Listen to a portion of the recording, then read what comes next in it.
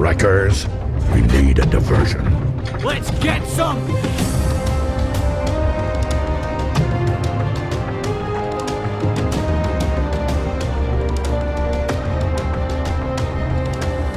Welcome back, Autobots, Decepticons, and everything in between to another awesome Transformers theory video. And in today's, I'm going to be re-examining the concept of Stealth Force. You know, the really cool ability that Bumblebee Sideswipe and the Wreckers had that wasn't even stealthy at all? Now you might be wondering, wait, Theorymist, didn't you already make 3 videos on this topic? And yes, I did, but that was a very long time ago, and the whole theory hinged on the fact that Wheeljack, aka Q, was the inventor behind it. However, after rewatching all those videos, I have a completely brand new theory about Stealth Force. That being that Stealth Force was not created, it's actually a natural ability that all Cybertronians in the Bayverse have. Now, a good place to start is to define what exactly Stealth Force is. And well, as I see it, Stealth Force is an ability that allows a Cybertronian to partly transform while in vehicle mode, to the point that they can use robot mode parts to armor up their vehicle forms, access their weapons and equipment, and in some cases gain advanced agility that they otherwise wouldn't have in their vehicle mode.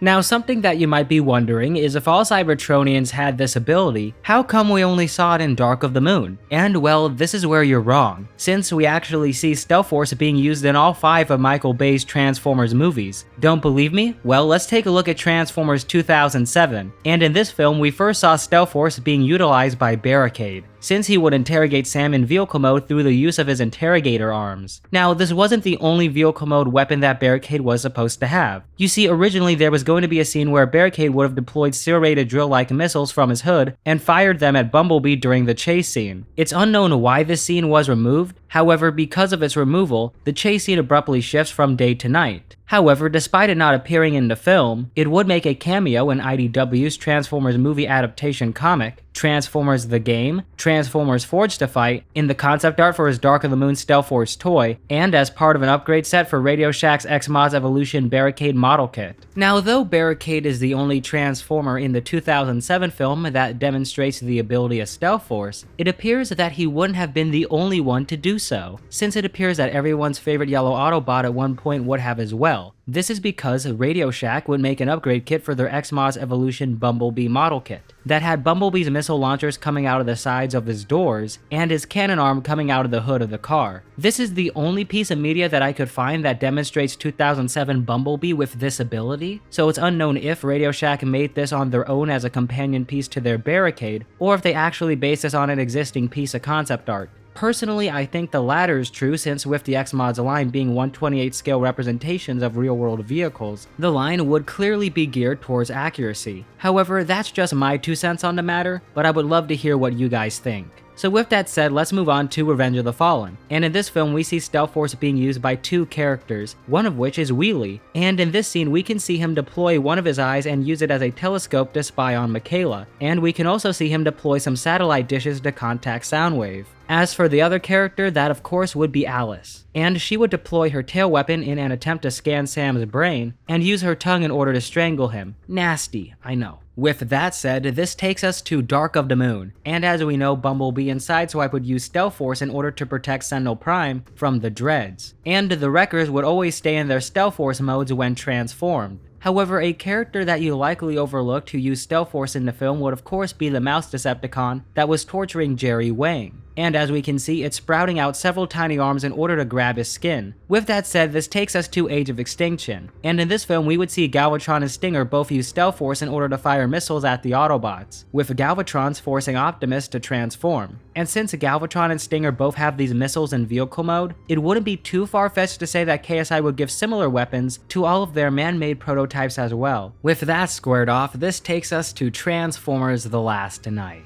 And Stealth Force would be used once in this film. That of course would be during the scene where Bumblebee partly transforms in order to get Barricade off his tail. And something cool here is if you look at Bumblebee's tire, it splits in a similar fashion to how it did in Dark of the Moon, which is a pretty cool detail. So as you guys can see, Stealth Force has made a cameo at least once in every single installment of the Bayverse. However, something that you now might be wondering is why in some cases Stealth Force is one weapon, and in others it's multiple. And well, I think it all comes down to the scenario scenario. If we take a look at Bumblebee for example, in Dark of the Moon he had to deal with crankcase, crowbar, and hatchet, and thus needed all the necessary firepower in order to take them all out. While in The Last Night he only needed to worry about barricade, and thus did not need as much firepower. So with that said, I now want to attempt to answer another question about Stealth Force that I see being brought up by a lot of fans. That being why Bumblebee and Sideswipe had weapons in their vehicle mode that they did not appear to have in their robot mode. To illustrate this, if we take a look at Bumblebee's Stealth Force mode, we can see that he has his armed cannon and missile launchers, which are weapons that he has in his robot mode. However, we can also see 4 blasters on him that he does not have in robot mode. This phenomenon gets worse with Sideswipe, since we can see him sport 6 blasters that he does not possess in robot mode. And this is very weird since he has 2 blasters in robot mode, but the modeling team would not repurpose them for his Stealth Force mode. Furthermore, they would go on to give him all these missiles. However, the missiles could easily be explained away as the ammo Sideswipe used to load his blasters in the film, as well as the ammo that he shot out of his back in Revenge of the Fallen. However, the strangest thing about Sideswipe's Stealth Force mode is that it would regain the roof that he had in Revenge of the Fallen, despite his car being a roadster in Dark of the Moon. This issue was likely caused due to the concept art having the roof, and thus the modeling team based it off of that. However, funnily enough, the Dark of the Moon video game for the PS3 and Xbox 360 would fix this error. However, the question remains, if Bumblebee and Sideswipe had these weapons in vehicle mode, why did they not show up in robot mode? And well, I think the answer is that they just decided not to use them in their robot mode. Now I know this doesn't sound like a satisfactory answer, but if we take a look at Barricade for example, he would never go on to use his interrogator arms in robot mode. So based on that, I think the answer comes down to the Autobots and Decepticons having weapons and equipment that they would rather use in their robot mode over vehicle mode and vice versa. Now one of the last things about Stealth Force that I want to talk about is why it's even called Stealth Force in the first place if it's not even stealthy at all. And well, funny enough, the concept of Stealth Force was never addressed by name in any of the films. The term was coined by Hasbro in 2010, and they would use the term for their Stealth Force toy line. The term would later be used in all of the versions of the Dark of the Moon video game that came out in 2011, which is the reason why we all call this Stealth Force. Now something that you might be wondering is what the filmmakers considered this to be. And well, if we examine some of the concept art for Transformers Dark of the Moon, we can see that these modes were classified as deep cover modes. And this classification in my opinion works a lot better than Stealth Force, albeit it does not sound as cool. Now something interesting here is that when it comes to the vehicle mode concept art for the Wreckers, theirs are not classified as deep cover modes. This is because from the start the Wreckers were always envisioned to be weaponized at all times in their vehicle mode, and thus real life prop cars would be built for the trio that had weapons attached to them. However, we do know that in universe the Wreckers could transform into unweaponized NASCARs if they wanted to, based on their robot mode kibble. You see, with Roadbuster, if you look at his chest, you can see the hood of his NASCAR, despite it not appearing in his vehicle mode. Furthermore, if you look at him in vehicle form, his red 88 is surrounded by this armor, but when he is in robot mode, the armor is all gone, leaving a clean 88. This phenomenon also happens with Topspin as well. If you look at his 48, it's also surrounded by armor, but in robot mode the armor is nowhere to be seen. And this happens to his legs too, since if you look at his hood it's all armored up in vehicle mode, but in robot form it's all gone, never to be seen. This can be best visualized if you take a look at the W in Loaves. It's visible in his robot mode, but when he's in vehicle mode it's covered up.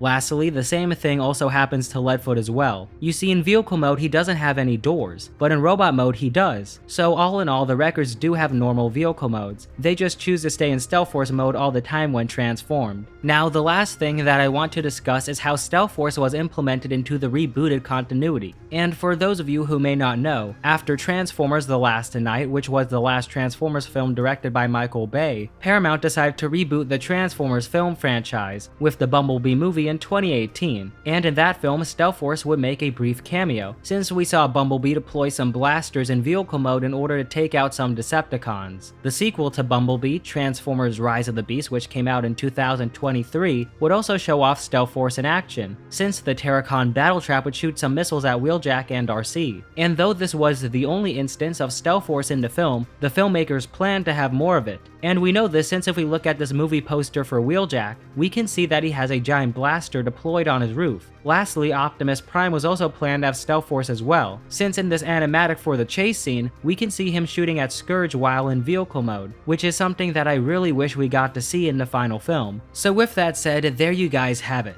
That's my re-examination of Stealth Force for all the live-action Transformers movies so far. Hopefully we'll get to see this awesome concept in action again in some future films.